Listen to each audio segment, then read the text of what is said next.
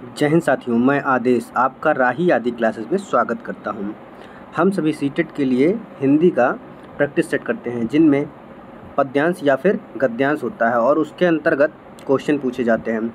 कल आपकी क्लास नहीं हो पाई क्योंकि अभी मैं कुछ दिन के लिए बाहर आया हूं, लेकिन फिर भी मैं आपको एक गद्यांश आज भी एक छोटी क्लास होगी 8 से 10 मिनट तक, और इसमें हम पहले गद्यांश को पढ़ेंगे, उसके बाद क्वेश्चन को सॉल्व करेंगे। हम चलते हैं, अब अपनी क्लास को शुरू करते हैं। इस गद्यांश को पढ़ते हैं। आधुनिक शिक्षा का नतीजा हमने देख लिया, हमने उस शिक्षा का नतीजा भी देख लिया जिसमें विकसित विज्ञान का सबसे महत्वपूर्ण स्थान है, जिसके कारण व्यक्ति को कहीं भी या कितना भी मिलने के बावजूद तृप्त नहीं होती।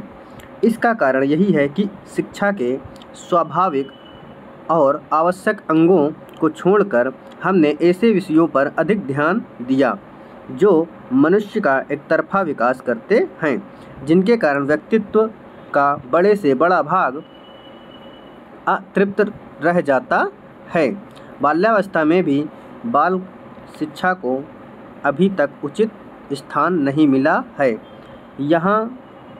जहाँ मिला भी है वहाँ बच्चा 11-12 वर्ष का होते ही उसके शिक्षा क्रम में कला प्रवृत्तियों को निकाल दिया जाता है। ऐसा ही हर्बर्ट रीड ने कहा है, हमारा अनुभव हमें बताता है कि हर व्यक्ति 11 साल की उम्र के बाद किशोर अवस्था और उसके बाद भी सारे जीवन काल तक किसी न किसी कला प्रवृत्ति को अपने भाव प्रकटन का जरिया बनाए रख सकता है। आज के सभी विषय जिन पर हम अपनी एकमात्र श्रद्धा करते हैं, जैसे गणित, भूगोल, इतिहास, रसायन शास्त्र और यहाँ तक कि साहित्य भी जिस तरह पढ़ाए जाते हैं, उन सब की बुनियाद तार्किक है। इन पर एकमात्र जोर देने के कारण कला प्रवृत्तियाँ जो भावना प्रधान होती हैं, पाठ्यक्रम के करीब निकल जाती हैं। ये प्रवृत्तियाँ केवल पाठ्यक्रम से ही नहीं निकल जाती, बल्कि इन तार्किक विषयों को महत्व देने के कारण व्यक्ति के दिमाग से भी बिल्कुल निकल जाती है।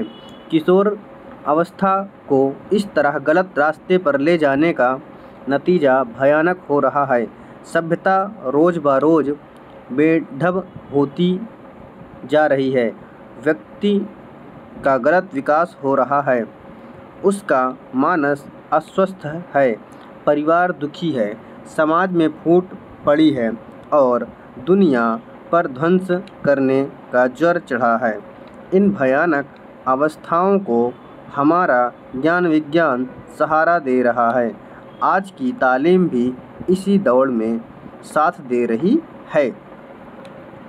उम्मीद है आप सभी ने भी इस गद्यांश को पढ़ लिया होगा।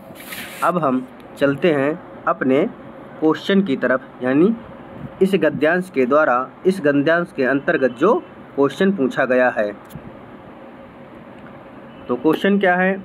अनुच्छेद के आधार पर हमें किस प्रकार सर्वाधिक ध्यान देने की ज़रूरत है? ऑप्शन ए विज्ञान पर, ऑप्शन बी कला प्रवृत्ति पर, ऑप्शन सी किशोरावस्था पर, ऑप्शन डी बाल्यावस्था पर। तो हमें किस पर ध्यान देने की ज़रूरत है, यह हमें इस गद्यांश में बताया गया था कि हम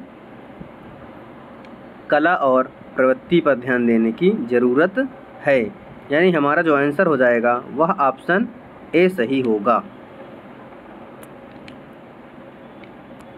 अगला क्वेश्चन क्या कह रहा है कि अनुच्छेद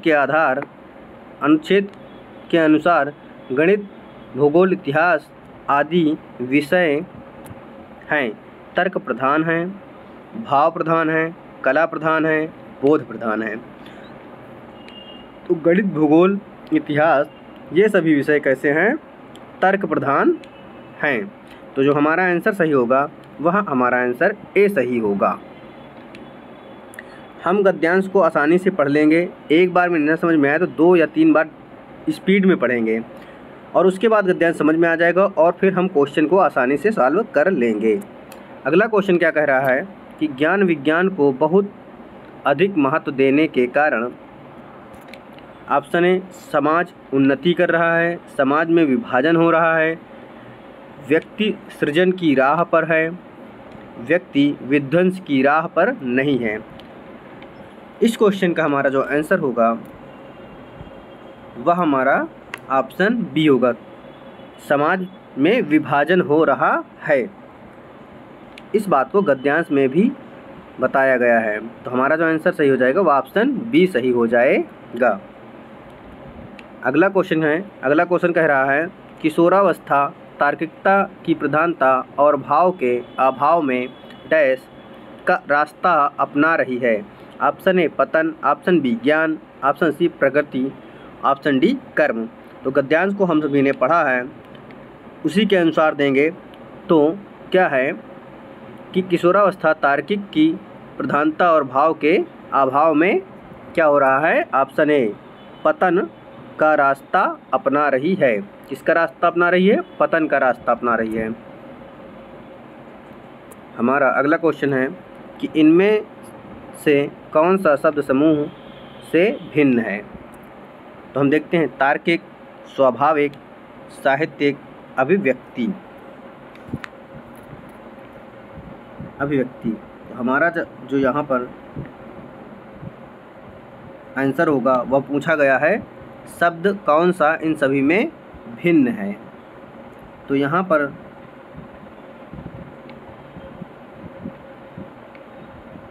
जो अभिव्यक्ति है वह सभी से भिन्न है।